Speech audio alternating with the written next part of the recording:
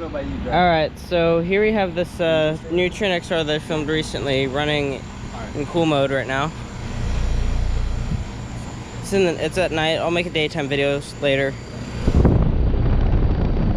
It just turned on. It has an LG scroll. Not short motor. These bushes are gonna cut me again. And I'm in shorts, so I gotta get over it.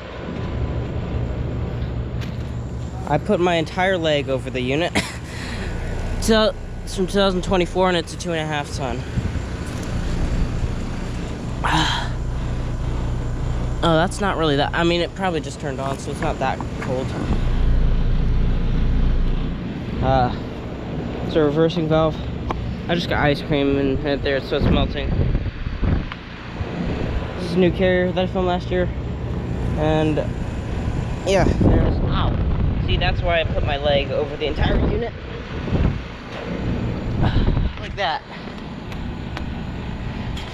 Anyways, yeah, thank you for watching and over and out.